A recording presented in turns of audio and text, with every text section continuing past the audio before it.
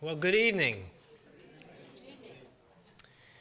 Let us begin with a moment of silent reverence for the approximately 58,000 Americans and 2,100 citizens of our Commonwealth who died in the past year from drug overdose.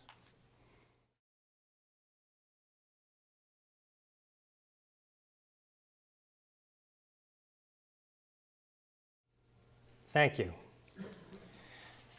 I'm Dr. Peter Friedmann, Associate Dean for Research at the University of Massachusetts Medical School, Baystate, and President-elect of the Massachusetts Society of Addiction Medicine. And it is my honor to welcome you to Baystate Medical Center and to tonight's program, Reducing Opioid Overdose Deaths, What Works? Our fellow citizens and our children are dying from a plague. We've been here before. It is a plague that started out affecting only a small, stigmatized segment of the population, but now we see that it affects all of us, our friends and our children. Today, approximately 142 Americans died from overdose, the great majority opioid-related.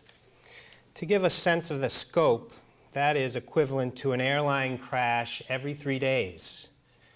In asking the President to declare a state of emergency, the President's Opioid Commission noted that it is a death toll equivalent to September 11th every 3 weeks. Others have noted that more Americans died last year from overdose than in the entire Vietnam War.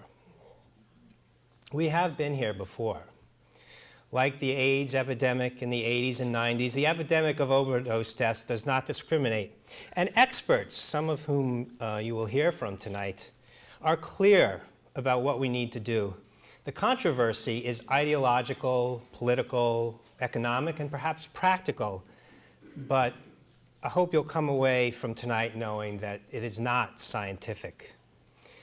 Even after hearing from our esteemed experts, we are not going to agree on everything, but I'm hoping that whether you think drug use is a lifestyle choice, a social vice, a disease, a crime, or all of the above, we can at least start by agreeing that these are sacred human lives and that drug use is not a capital offense and does not merit death. Senator Patrick Moynihan said, "Everyone is entitled to his own opinion, but not to his own facts." Tonight, we will hear scientific evidence, we will hear lived experience, we will hear anecdote, and we will hear opinion. Each has its place, but we should do our best to differentiate between them. The plural of anecdote is not data. I appreciate that passions run high. As a matter of fact, mine run high on this topic. But I believe we can still learn from each other, and tonight we can begin a reasoned conversation about what we can do to stop the dying.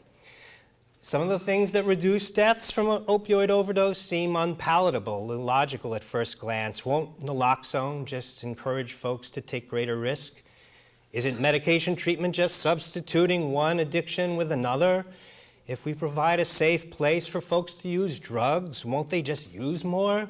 Tonight, our experts will respond to these concerns.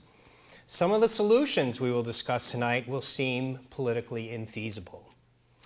But 25 years ago, when I started in the addiction field, if you had told me that I'd be standing here today and we would have gay marriage and legal marijuana in this country, I would have said the same thing. Here we are. The question is, how many more people will have to die before we're ready to try innovative but controversial solutions that others around the world have found to work? We as Americans pride ourselves as being the most innovative nation in the world, and in technology perhaps that's true, but in this sphere we are laggards. Why are the European nations, Australia and Canada, able to try innovative things to reduce opioid overdose deaths among their citizenry, and we cannot?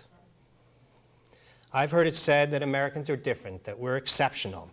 But the people benefiting from these interventions in other countries are human beings, just like our fellow citizens, friends and children who are dying. We have the same physiology and the same humanity. The only thing that differs is our culture, our politics, and our will. And those we can change if we recognize that our fellow citizens and children are dying and that there are things we can and should do about it. Tonight's forum brings together regional, national, and international experts to help our community understand what the science says we could do if our reason can win the day and our humanity can overtake our fears.